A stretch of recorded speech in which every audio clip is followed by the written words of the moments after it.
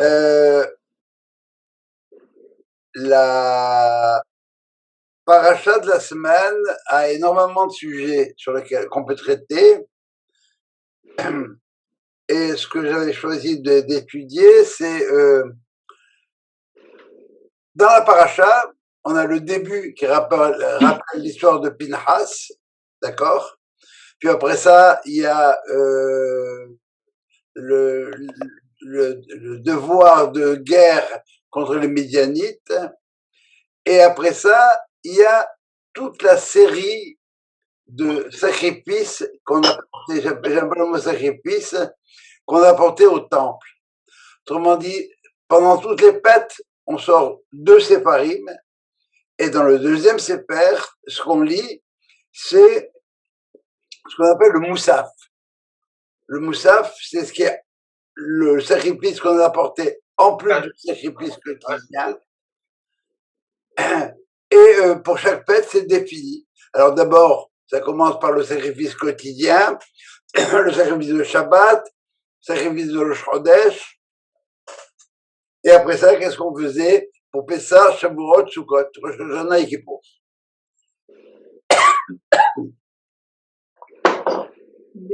Et sur cette étude-là, si vous voulez, ce qu'on va étudier, c'est une particularité de style qu'il y a dans le Moussaf de Rosh Chodesh. Si vous prendrez votre Chumash et vous direz, pour chacune de ces fêtes, à part les sacrifices, les korbanot, je vais employer korbanot, j'aime pas sacrifice, qu'on avait pour chacune des, qu'on avait, qui était spécifique à chacune des célébrations, il y en a un en plus à Rosh Chodesh. Alors, pardon, ce qu'on trouve partout, c'est Us'ir Eizim Ehad Hatat, un bouc comme expiation, Hatat. Hatat, c'est une faute involontaire. Hein? Il y a trois fautes de faute. La faute involontaire, Hatat, Avon, Hatat, je ne savais pas que c'était Shabbat et j'ai allumé la lumière, ou bien je ne savais pas qu'on n'avait pas le droit d'allumer la lumière Shabbat. Ça, c'est une faute involontaire. Il y a Avon, je sais que c'est Shabbat, mais c'est pas grave, on peut allumer la lumière quand même. C'est une faute volontaire, ça va, mais bon, c'est mon choix. J'ai décidé que non, je ne suivrai pas cette chose-là. Et il y a ce qu'on appelle Pécha. Alors, Pessah, j'ai l'habitude de donner l'exemple. Salut Loulou. Je dis, Pécha, c'est l'Achis. Et l'exemple que je donne, c'est toujours, ah, c'est qui pour? Eh ben, je vais manger un jambon beurre. Provocateur. Tes problèmes, bon Dieu, rien à faire. Ça m'intéresse pas. La provocation, quoi. Hein? C'est la provocation. C'est pas de la provocation, c'est, oui, bah, si tu veux. Oui, je ne crois en rien. J'y crois pas à tes bêtises. Toute l'étude va porter sur un mot qui est ajouté en plus. Alors le verset dit pour tout le monde, Us'ir Hatat Ehad, ou bien Us'ir Ezim Ehad, Hatat, et Rosh Chodesh Erim, Us'ir Hatat Ehad Lachem, pour Dieu. Et vous vérifierez que dans tous les autres, il n'y a pas une seule fois écrit Lachem. Et c'est ce Lachem-là sur lequel va porter l'étude. Alors, je vais commencer par lire la création des luminaires. Voilà ce que nous dit la Torah.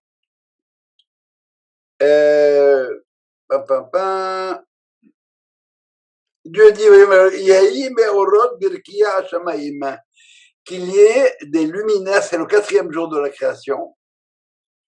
Yehi meorot birkiya hashamayim, qu'il y ait des luminaires dans l'espace céleste, les havdil ben hayom ou ben halayla, pour faire une distinction entre le jour et la nuit. Vehayu le otot, ou le Moadim, ou le Yamim Beshamim, Shanim, ils seront là comme des signes pour les journées, les fêtes,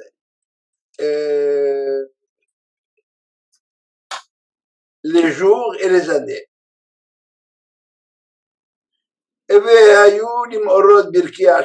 seront là pour illuminer le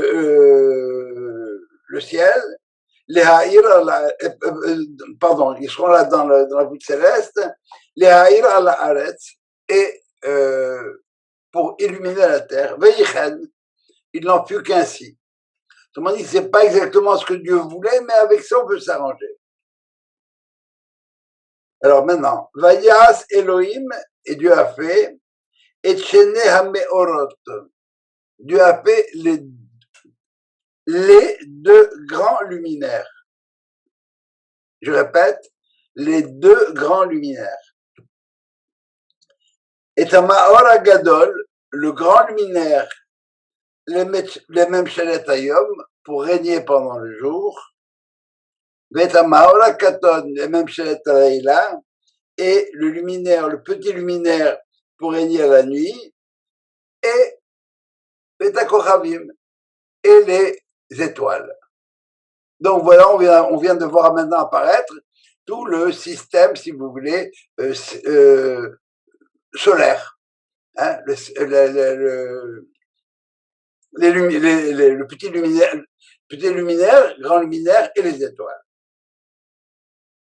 Et Rachid va faire une remarque bizarre. Il va faire une remarque linguistique. Ça ne porte pas sur un mot, ça porte sur une lettre. Le mot Meorot devrait s'écrire même Aleph, Vav, Resh et Tav, Meorot. Mais il n'est pas écrit Meorot avec Vav, il est écrit sans Vav. Et Rachid nous dit que ce Vav qui manque, c'est pour nous permettre de lire le mot Meorot, luminaire, comme Me'erot, comme une maladie, Me'era, une maladie. Et Rachid continue en disant c'est pour ça que les Anshemidot, les hommes pieux, jeûnaient le 4e jour, parce que ça s'est passé le 4e jour, et priaient pour que les enfants ne soient pas atteints de la diphtérie. Autrement dit, ce que Rachid nous dit, c'est qu'il y a un problème avec ce 4e jour-là, c'est que c'est un jour qui serait quelque part relié, propice, ce que vous voudrez, avec la maladie des petits bébés. Et là, vraiment, on ne comprend pas. Quel lien? Ça a l'air d'être un magique pas possible. Et quel est le problème? C'est qu'apparemment, ce jour-là, on nous met en garde contre le fait qu'il va y avoir des choses qui nous paraissent bizarres. C'est quoi ces choses bizarres? Eh bien, c'est que les enfants tombent malades, les bébés meurent. Pourquoi? Pourquoi les bébés meurent? Pourquoi les enfants tombent malades? Ils n'ont rien fait. Plus innocent que ça, tu meurs, si j'ose dire. Et par conséquent, c'est cette injustice apparemment que Rachid vient souligner, qui va nous préoccuper maintenant. Alors, voilà le texte de la Gemara qui nous dit la chose suivante. Rabbi Shimon ben Pazi a fait une objection. Il a relevé quelque chose qui n'était pas correct. Je ne sais pas si vous l'avez relevé vous-même, mais il faut maintenant y prêter attention. Le texte nous a dit Dieu a fait les deux grands luminaires. Et après ça, il arrive et nous dit quoi? Le petit luminaire, le grand luminaire pour régner le jour, et le petit luminaire pour régner la nuit. Alors, il y a un problème avec ça. Comment on règle ce problème-là? Bien, c'est qu'il s'est produit quelque chose entre le moment où Dieu a dit que je vais créer deux grands luminaires et le moment où on dit il y avait un petit, il y avait un grand. Ibn Ezra, le commentateur qu'on connaît bien, nous dit quand on parle de grand et de petit, c'est par rapport, quand on dit deux grands luminaires, c'est grands luminaires par rapport à quoi? Par rapport aux étoiles. D'abord, la taille des étoiles, on la connaît pas, on la connaissait pas à l'époque. On a probablement qui sont beaucoup plus gros que la Lune. Et le Maharal de Prague répond, cette explication comme ça, c'est bon pour les petits enfants. Et ça ne va pas au fond des choses. Le Maharal dit non, il y a un problème avec ça. Tu peux pas expliquer cette chose-là, c'est de la bouillie pour bébé. Et je vais maintenant vous lire la discussion qu'il y a eu entre la Lune et Dieu, qui fait passer des deux grands luminaires à un grand et un petit.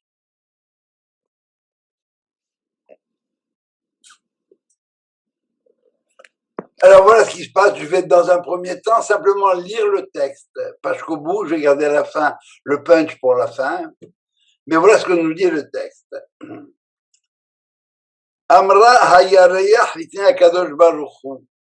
Ce qu'on maintenant on appelle la lune, autrement dit le petit luminaire. Avant qu'elle ne se rapetisse, alors qu'elle était à l'état de grande. Ribono shel olam, efshar lishtei melachim shishtameshu bechetel echad. Est-ce que c'est vraiment possible qu'on ait deux rois sous une même couronne? Je lis simplement le texte. Je vais revenir par la suite pour analyser chacun de ces arguments-là. Réponse de Dieu, Lechi umati et atzmer. Va et diminue-toi. Voilà ce que Dieu lui répond. Ça semble injuste. Amra lefana lui répond, Ribon Shalolam, O'il ve'amarti lefanecha davar hagun amait et atzmi.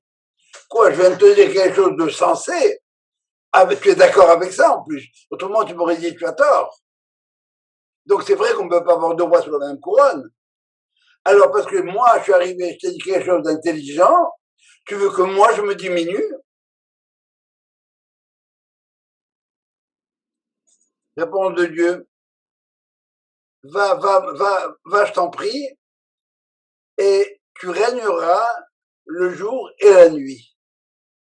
Effectivement, des fois, en pleine journée, on a le soleil, on peut voir la lune. Et elle lui répond, Maï la bouteille, à quoi ça sert? De quoi tu parles maintenant? De Sharga Betiara Maï Ayane, une bougie en plein jour. À quoi elle sert? Je suis petite, moi, la lune, mais c'est le soleil qui brille, moi, j'ai rien à voir là-dedans.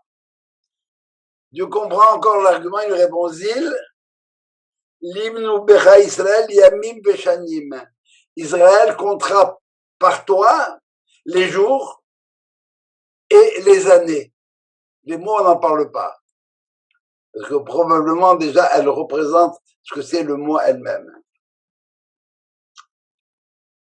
Alors, donc, Israël va compter par toi les jours et les années. Elle est toujours pas contente. Yomanami, le jour aussi, l'astre du jour aussi. On peut pas s'en passer, parce que toi-même, tu as dit qu'on comptera les saisons à partir des astres. C'était dans le texte. Comme c'est arrivé à You, Léotol Moradim, ou Lianmim, Beshanim. Alors, c'est son dernier argument, son avant-dernier argument, pardon, et il voit qu'elle n'est pas contente, et il lui répond, Zil, likro tzadike bishmecha. Va, ne sois pas inquiète le fait que tu sois petite, parce que les tzadikim vont être appelés par ton nom. Lesquels? Alors, on a des versets pour chacun. On a Yaakov Akatan. Yaakov, il s'appelait Katonti Mikol Hasadim, je suis petit. Shemuel Akatan, Samuel le petit, on a un verset pour ça. Et David Akatan. Et David le petit. Et elle a épuisé ses arguments. Et Hazieh, de là, Kaemetivadata, Dieu a vu qu'elle n'était pas contente. Et ça, on va le voir, la réponse finale de Dieu, la conclusion, si vous voulez, après l'étude. Alors, vous voyez bien qu'on a un texte apparemment ici, bon, Contes et légendes d'Israël. Ça a l'air très sympathique. Alors, on va essayer de défricher ça. Premier argument de la Lune, vous vous rappelez, c'est quoi? Est-ce qu'on peut avoir deux rois sous la même couronne? Autrement dit, toi, bon Dieu, si tu as créé le monde, chaque chose que tu as mise en place, elle a un sens. Il y a une raison pour ça. Et par conséquent, tu ne peux pas dupliquer, tu ne peux pas duplicater une fonction par opposition à une autre. S'il y a une fonction, et ici la fonction ce serait quoi? Ce serait d'éclairer, la fonction lumière. Alors s'il y a une fonction lumière, eh bien si tu la répartis en deux moments particuliers, les gens vont dire il n'y a pas une seule divinité, parce que tu veux créer la lumière, crée la lumière. Tu peux pas avoir une égalité entre deux êtres avec la même fonction. Comment on dit égal en hébreu? Zéchavé. Hein? Combien ça vaut zéchavé? Combien c'est quel poids ça vaut? Chavé. Le mot chavé, c'est le même mot que chave. Comme on a dans les 10 commandements, l'otissa et chem et le la chave. Tu ne prononceras pas le nom de ton Dieu en vain. Autrement dit, si j'en ai deux, à quoi ça sert que j'ai deux ordinateurs? Ils vont avoir la même fonction l'un par rapport à l'autre. Donc il y en a un qui est en trop. Balance-moi ça. Il sert à rien.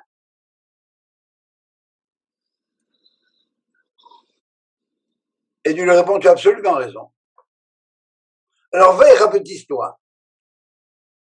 Donc si tu me dis que ça te convient pas qu'on ait deux rois sur la même couronne, bon, mais qu'il y en a un qui devient Premier ministre, par exemple. Et on ne peut pas avoir, encore une fois, la même fonction répartie entre deux individus, il y en a un qui est en trop. Alors bon, on va créer le déséquilibre. Et elle lui répond, ah bon? C'est parce que moi, maintenant, j'ai dit quelque chose d'intelligent. Tu veux que moi, je me diminue? Dieu pourrait lui répondre, small is beautiful. Mais c'est pas ce qu'il lui répond. Il lui dit, non, non, va, et tu seras là le jour et la nuit. Autrement dit, tu seras présente, même lorsque on sera en plein jour, en plein soleil.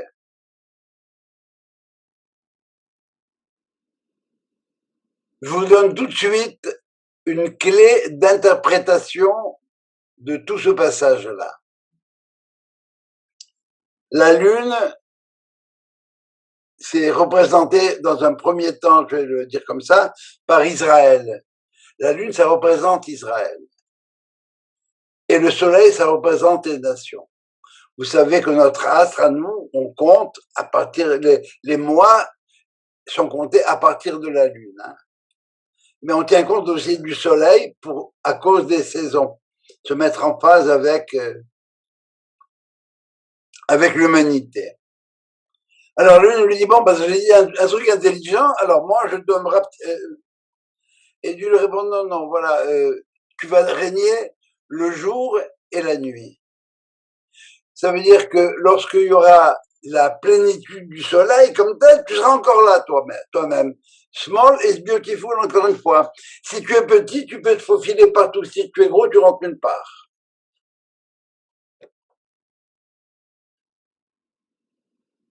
Et la lune lui répond, ah bon? Et à quoi je sers? Parce que une bougie en plein jour, à quoi elle sert? Elle sert à rien. Ce qu'elle est en train de dire maintenant, la lune à Dieu, c'est quoi? Ce qu'Israël est en train de dire à Dieu, c'est la chose suivante. Ouais, c'est bien beau, moi je suis présent à travers toute l'histoire, mais je ne brille pas. Les headlines dans les journaux, c'est pas Israël qui les fait, ce sont les nations du monde. On parle de ça et on va dire que ça commence à changer, ce qui donne un espoir de fin des temps, mais c'est ce que dit la Lune. À quoi ça sert que je sois là, moi? Ben, je suis présente, c'est vrai, mais qui c'est qui parle de moi? Le mot Israël, des fois, il n'est même pas écrit sur la carte. De quoi tu me parles? Ce peuple qui est là partout, il sert à rien.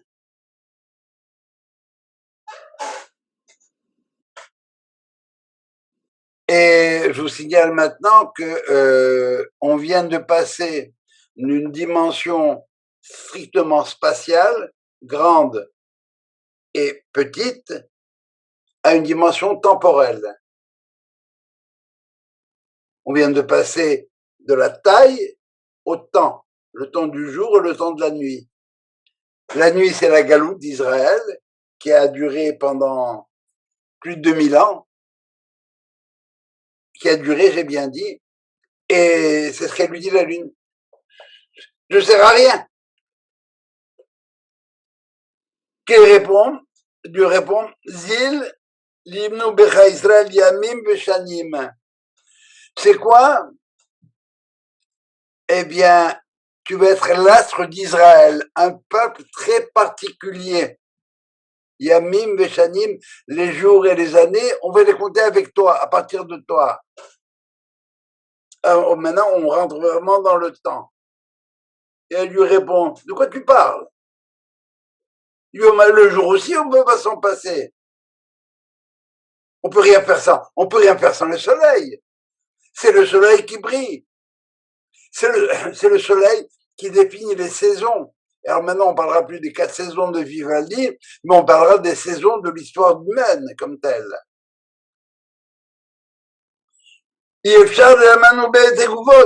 Comme toi-même tu le dis, il y a des saisons. Donc, autrement dit, l'histoire d'Israël, c'est bien beau, mais ça reste toujours très récessif par rapport à la Lune. Donc, ce que Dieu lui a dit, c'est qu'il faut faire démarrer l'histoire comme telle. Il faut faire démarrer une histoire. Israël comptera pour toi les jours et les années.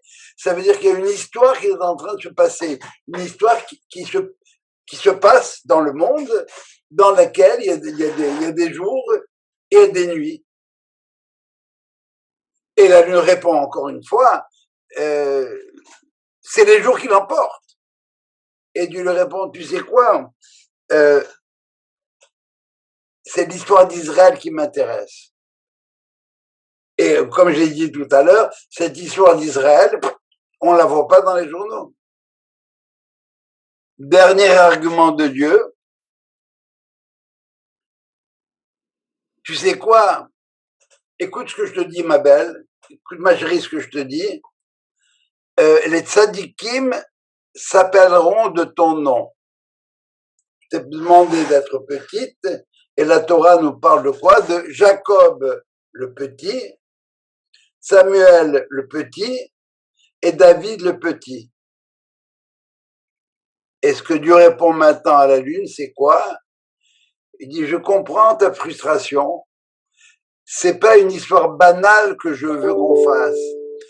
Dans mon projet à moi Dieu, ce qui est important, c'est pas l'histoire banale, c'est l'histoire qui va engendrer des tzadikim. C'est une histoire sainte. Perdu le son. On t'entend plus.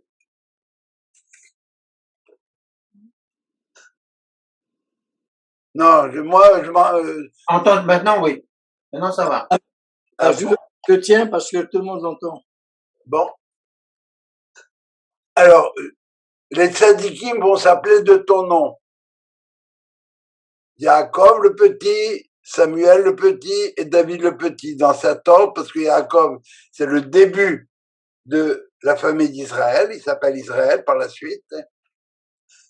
Samuel, c'est le prophète par excellence, qui était équivalent à Moïse plus Aaron plus les Kohanim, et c'est lui qui a pu oindre David, qui était le roi d'Israël, dont le fils sera le Mashiach. Alors ce que Dieu lui répond, tu sais quoi, c'est pas une histoire banale qu'on veut faire. On veut faire une histoire sainte. Et comme j'avais dit une fois, c'est pas l'histoire sainte qu'on doit dire, nous on doit dire l'histoire enceinte. C'est une histoire qui porte en elle la capacité d'avoir des tzadikim comme Yaakov, David et Samuel. Et le dialogue s'arrête là. Et je vais ouvrir une parenthèse pour vous raconter. Alors, on résume tout ça d'abord, avant la parenthèse. La nuit n'est pas contente, elle fait une objection valable. On peut pas être deux sur la même couronne, tu as raison. Alors, rapetisse-toi. Rapetisse-toi, tu pourrais être partout. Mais moi, ça me sert à rien, je veux pas être partout, moi. Parce que partout, je suis récessif, j'existe pas. On me voit pas. Les headlines, c'est pas moi qui les fais. Je lui dis, mais comprends-moi une chose là. Je veux démarrer une histoire. C'est-à-dire, démarre ton histoire. Mais moi, je n'existe pas dans ton histoire. Comment il a dit Woody Allen à la phrase de Esther, Eli, Eli, lama azabtani, mon Dieu, pourquoi tu m'as oublié? Woody Allen dit, Eli, Eli, lama lo azabtani, pourquoi tu m'as pas oublié? Tout ce que j'ai pas fait, tout ce que les petits enfants meurent à cause de la diphtérie. Je ne parlerai pas de la Shoah et du reste. Un violon sur le toit aussi, il a dit la même chose. Ah oui, mais il a piqué à Woody Allen ou l'autre a piqué à l'autre, je sais pas. Et Dieu lui répond, non, c'est pas une histoire banale qu'on veut. C'est une histoire enceinte. Enceinte de quoi? Des tzadikim. Alors, j'ouvre une parenthèse parce que c'est mignon. C'est pas modeste, mais c'est mignon. En 1984, j'étais président du centre communautaire, je crois, à l'époque, et je reçois un appel où on me dit, Joe, il y a le colloque international de philosophie qui a lieu à Montréal. Et il est présidé, la conférence d'ouverture est faite par Emmanuel Levinas, lequel Emmanuel Levinas n'a pas où passer Shabbat. Est-ce que tu serais prêt à le recevoir? Là, dit, bien sûr, je suis prêt à le recevoir. Et je reçois un appel de Levinas, Monsieur Gabé, merci beaucoup, très, très, très gentil, très, à la limite de l'obséquieux, vraiment à la limite.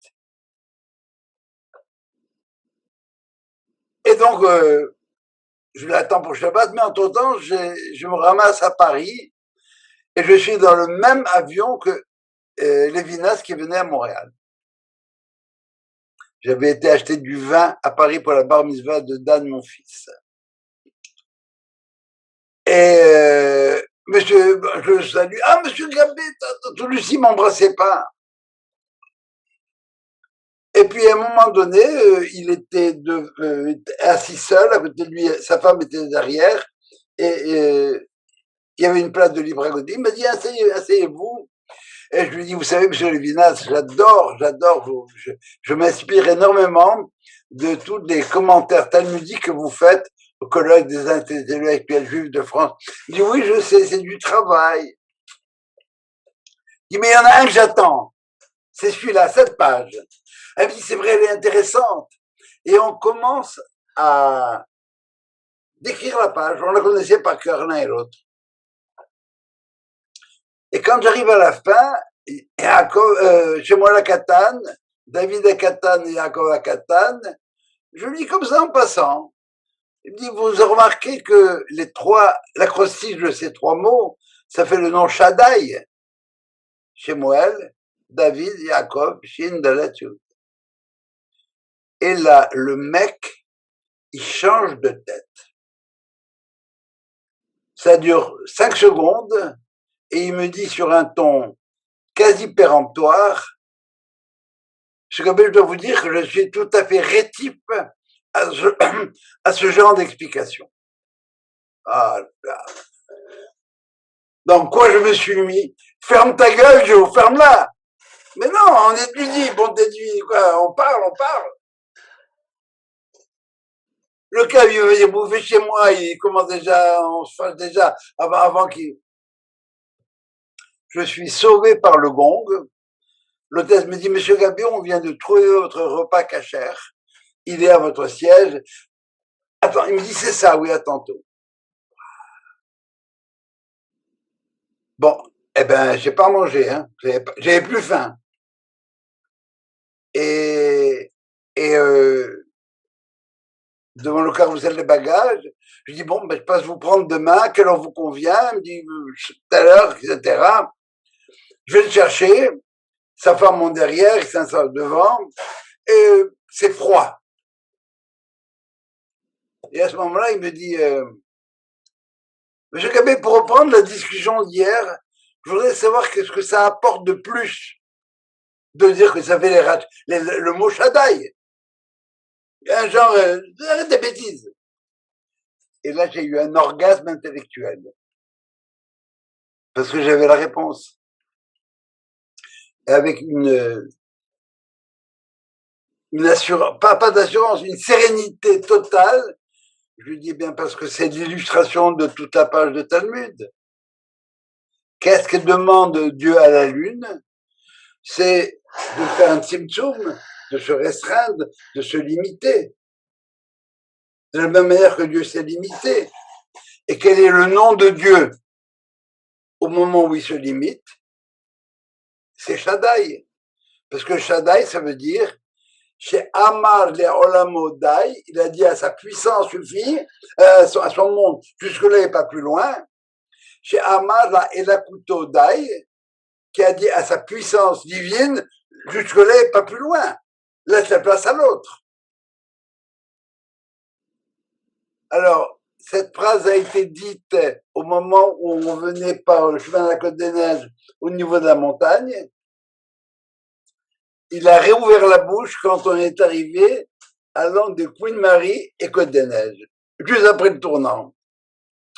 Et il m'a dit, Monsieur Gabé, vu sous cet angle-là, je ne peux qu'accepter cette orientation. Quand j'ai dit à Ben 18, il m'a dit, tu m'as vengé. Il m'a dit, tu m'as vengé. Parce que c'est évident, c'est un lituanien. Si c'est pas écrit dans le Talmud, si c'est pas d'une logique imparable, ne viens pas me parler de lettres et de mystique. Ça, on peut faire n'importe quoi avec ça. On a eu un autre événement comme ça pendant le Shabbat. Il n'a pas eu de bol. Moi, j'ai eu beaucoup de chance. Pas eu de bol. Ouais, je vous raconte le deuxième événement quand même. Dans la paracha Kitessé, il y a écrit que si tu as un salarié, tu engages quelqu'un pour travailler dans les champs, il y a écrit à la fin de la journée, tu le payes. Beyomo titen secharo. Dans sa journée, tu lui donneras son salaire. Et la question que les rabbins posent, ils disent, c'est très bien ça. Mais pourquoi est-ce que Dieu ne pratique pas la même chose avec nous? On a un principe qui nous dit que Schar mitzvah behaya al malika. Le salaire des mitzvot, c'est pas pour ce monde-ci, c'est pour le monde futur. Pourquoi Dieu ne le pratique pas alors? Réponse, c'est parce que si je te donne ma montre à réparer, à quel moment je te paye? C'est au moment où tu me donnes ma montre réparée. Dieu m'a donné une neshama, et à quel moment c'est pas le corps qui va jouir du salaire de la mitzvah, c'est la neshama comme telle. Alors, au moment où tu lui rends la neshama, à l'âge de 120 ans, il te paye. Les gens sont contents avec ça. Mais objection, c'est que Shabbat, on a une neshama supplémentaire qui vient, qu'on appelle la neshama yetera. Et elle repart le samedi soir, c'est pour ça qu'on sent on sent les selles parce qu'on risque de tomber en syncope. Et à ce moment-là, la neshama, le samedi soir, elle remonte. Alors, où est-ce qu'elle est payée? Eh bien, c'est ce qui est écrit, Beyomo Titen Secharo, c'est l'acrostice du mot Shabbat. Qu'est-ce que c'est le salaire de ma neshama de Shabbat? Eh bien, le salaire de ma neshama de Shabbat dernier, c'est Shabbat prochain. Combien j'ai profité, comment j'ai aimé, combien j'ai apprécié Shabbat prochain.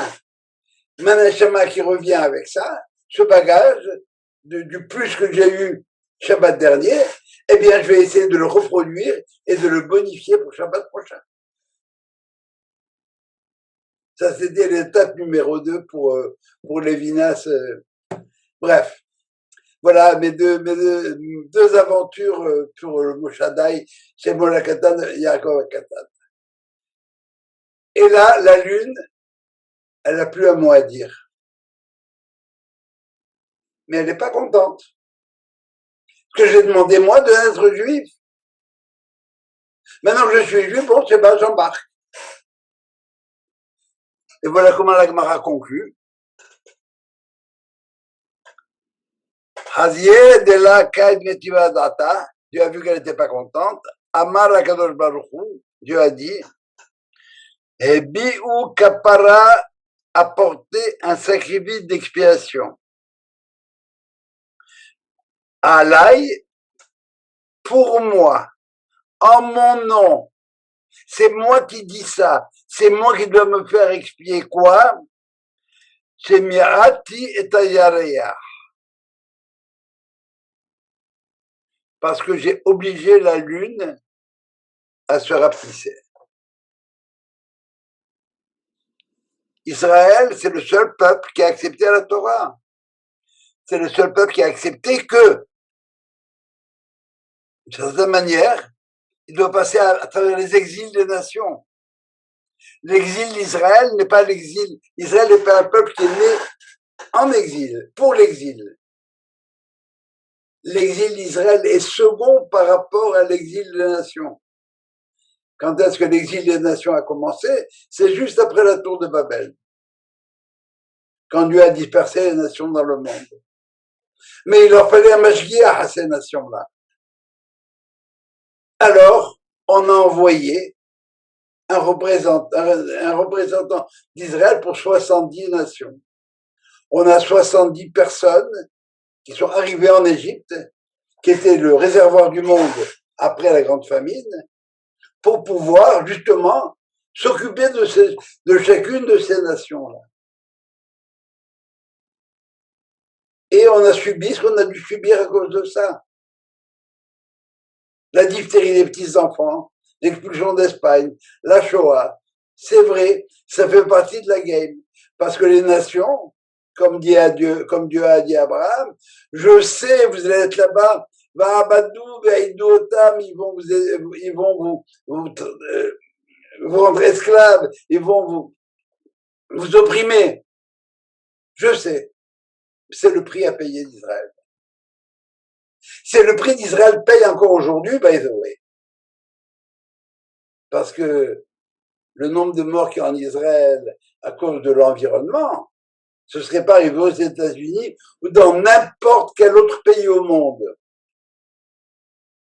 Parce que n'importe quel autre pays qui attaquerait un autre pays beaucoup plus fort, il aurait été rayé de la carte. Mais regardez la grandeur du Talmud. Pour moi, c'est la plus belle page du Talmud, celle-là. Dieu demande pardon aux hommes. Ils ont accepté de jouer son jeu à lui.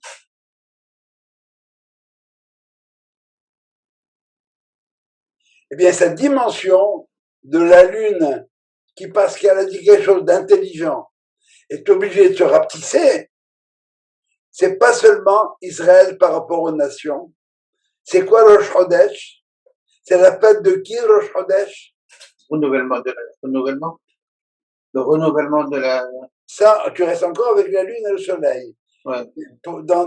Chez les hommes et les femmes, c'est la fête de la femme, Rosh Chodesh. Ouais. Les femmes, on s'arrange à ce que ne travaillent pas Rosh Chodesh, qu'elles travaillent moins, etc. C'est la condition féminine par rapport à la condition masculine. C'est parce que la lune était capable d'avoir cette conscience de l'égalité, ça marche pas. Il faut qu'il y en ait un qui ait l'impression de diriger le soleil, qu'elle accepte de se mettre en situation inférieure. Comment on peut concevoir qu'on puisse demander à Dieu de changer ce qu'il a fait? C'était un être il était parfait, il a créé la perfection, deux astres. Pourquoi un va dire, moi je suis? Parce qu'elle est libre. Elle est libre de dire que dans toi, Dieu, dans ton système, il y a quelque chose qui ne marche pas. Les deux astres en question au départ, c'est l'homme et la femme, ils étaient dos à dos. Dieu a coupé le pointillé et les a mis face à face. Et quand il les a mis face à face, après leur premier contact physique, que dit l'homme? Monsieur Adam, il dit, Zot hapa'am, cette fois-ci. Et Rachid va nous dire, ça veut dire quoi cette fois-ci? Ça veut dire que ce couple-là, Adam comme tel, quand il était comme ça, il a essayé de trouver son conjoint parmi les animaux. Le Midrash vient de le dire, il a couché avec chacun des animaux pour établir quel genre de rapport il allait avoir avec lui. C'était pas satisfaisant. Zotapam, Etzem et Atzamai, os de mes os, ou bien essence de mon essence. Basar mi besari, chair de ma chair. Les autres, Yikare Isha, à celle-ci, j'appellerai Isha, qui met Ish Luko Hazot, parce qu'elle était tirée de Ish. Et on lit ça tranquillement. Et on réalise pas que c'est pas vrai. Le mot Ish n'apparaît pas avant. C'est la première fois qu'il apparaît ici. Elle était tirée de Adam, pas de Ish. Sauf que dans cette identité Adam, il y avait deux dimensions. La dimension Adam, qui vient de Adama, ce que j'ai envie de dire le terre à terre. Vous avez une notion de Esh, le feu, ce qui est plus attiré vers le haut. Autrement dit, pour passer de Adam à Ish, il faut Isha.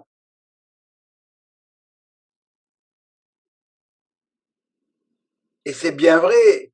Et c'est en ce sens que par la suite, on va voir que la Gemara va nous dire plein de choses, va dire que la femme a plus de bina que l'homme. Elle est à un niveau supérieur. Comme la lune qui était à un niveau supérieur par rapport à l'autre là-bas. Égalité, ça marche pas. Si je me mets au-dessus, l'autre je l'écrase, je le bouffe. La montre religieuse.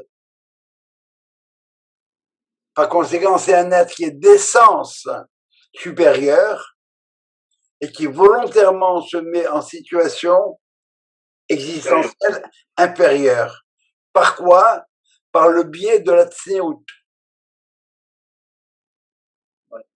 Et on remarque que après la révolution féminine, dans les pays qui l'ont vécu, et en particulier, on peut le voir très bien au Québec, eh bien, dès que les femmes ont commencé à revendiquer, parce qu'il y avait eu trop d'abus de l'autre côté, eh bien, les sexologues sont pleins.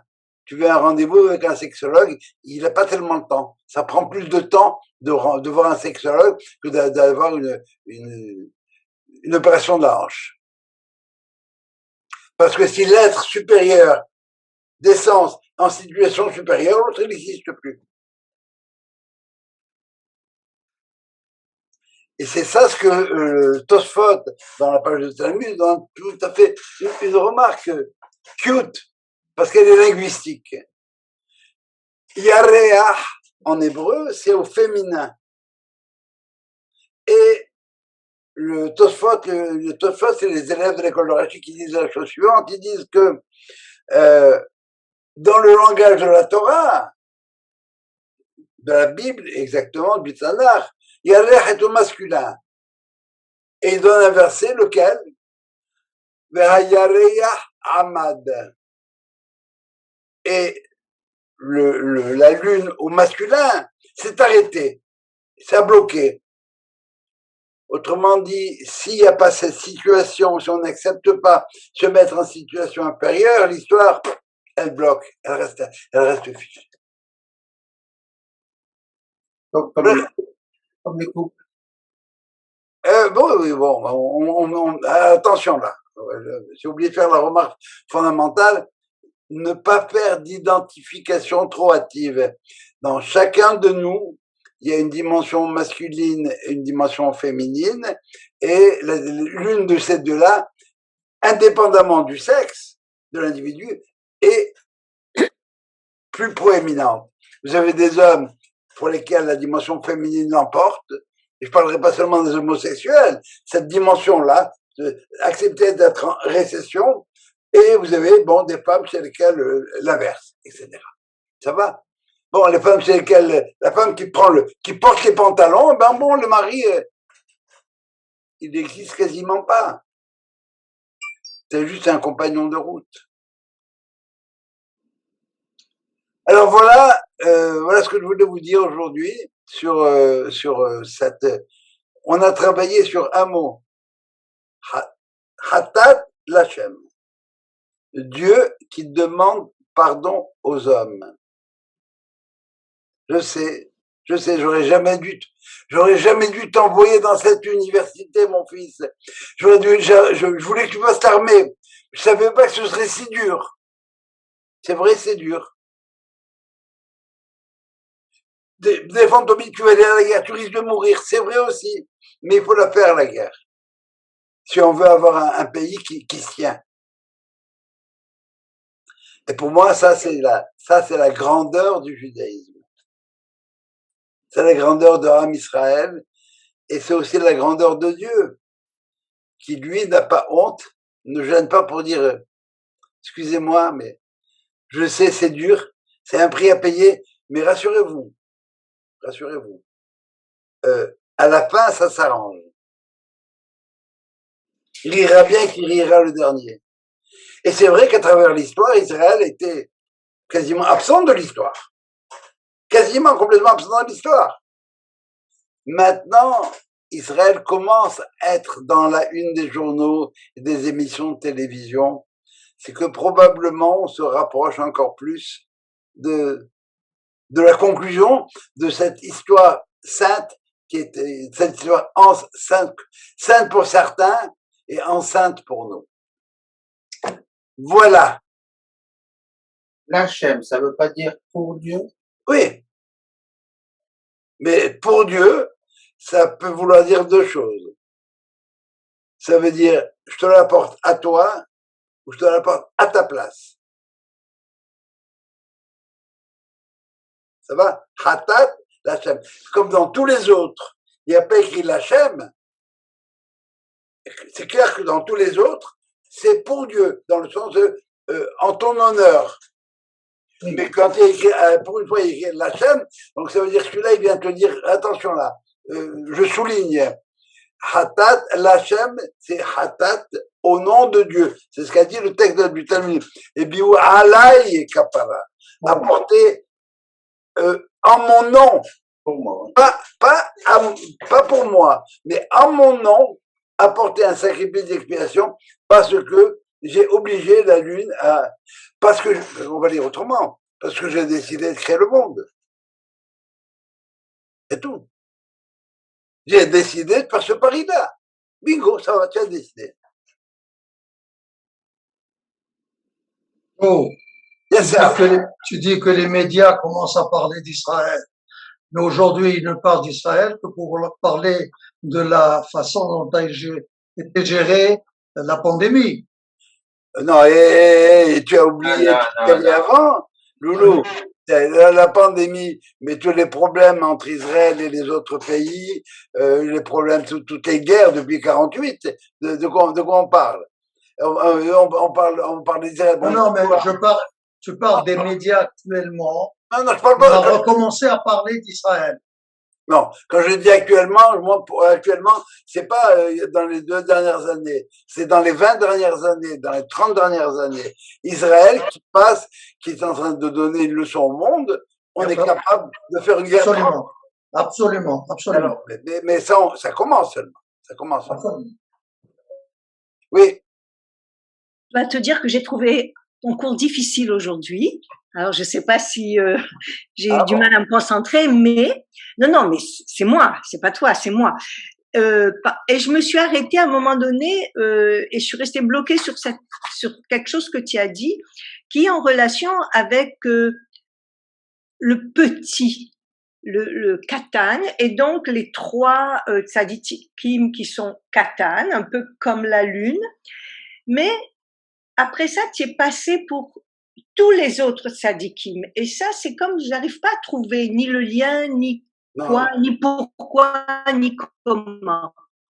Alors. À moins que j'ai pas compris. Ok. Alors, les tzadikim dont j'ai parlé, les 3 dont le Talmud parle, ce sont des modèles. Ils ont atteint le niveau top de tzadik. Mais c'est pas, le tzadik, c'est pas monolithique. Il y a différents niveaux dans le tzadik. Tu comprends? Ouais. Tout le monde aspire à être tzadik, mais tout le monde n'arrive pas au niveau où il faudrait l'être comme tel. Alors, ce que Dieu dit à la Lune, mon objectif à moi, Dieu, quand j'ai créé le monde, l'histoire que je t'invite à commencer maintenant, c'est de fabriquer des tzadikim qui arriveront jusqu'au niveau de Shmuel, David et Yaakov. Ça va?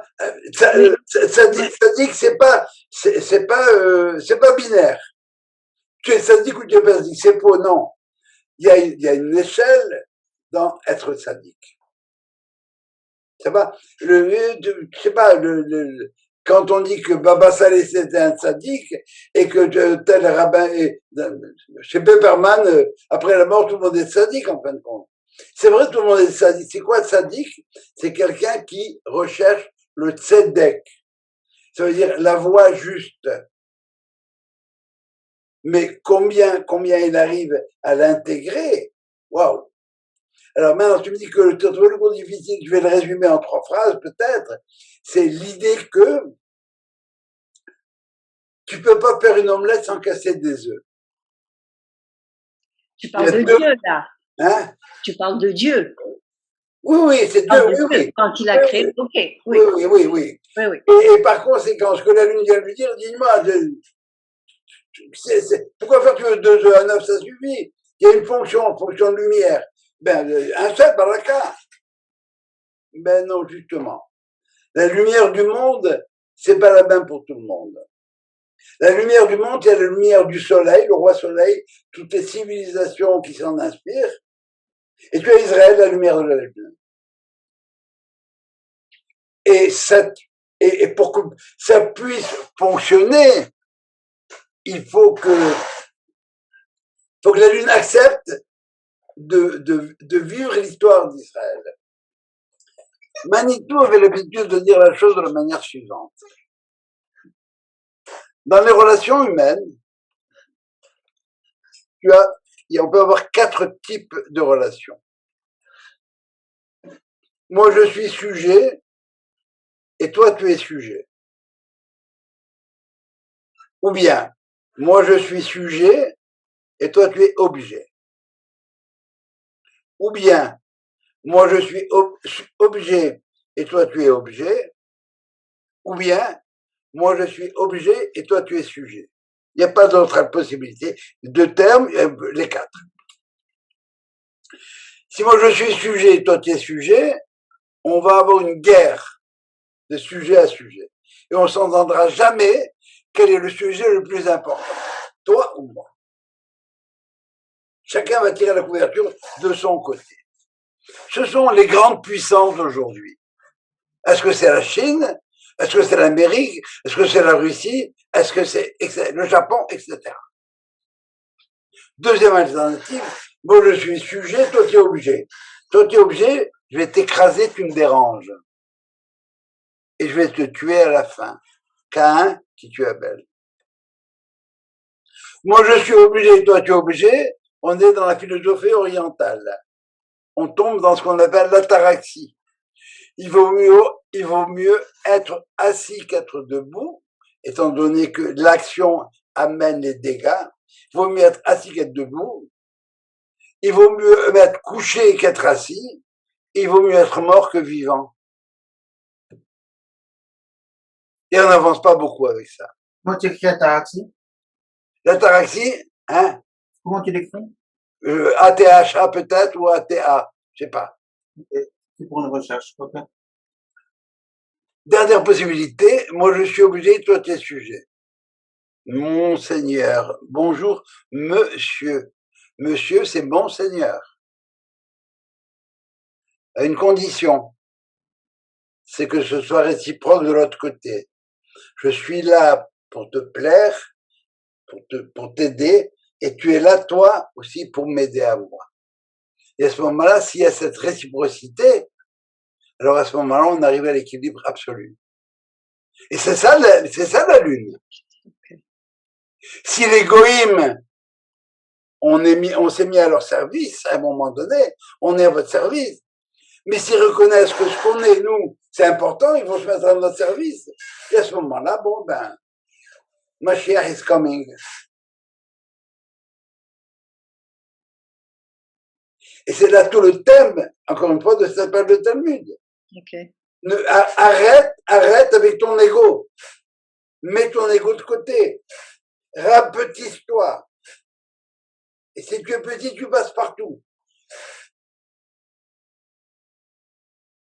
Mais le plus beau, bon, indépendamment de cette dimension-là, vous voyez le parallèle avec la Lune, le Soleil, Israël, les nations, la femme et l'homme. Je ne devrais pas dire la femme, le masculin et le féminin.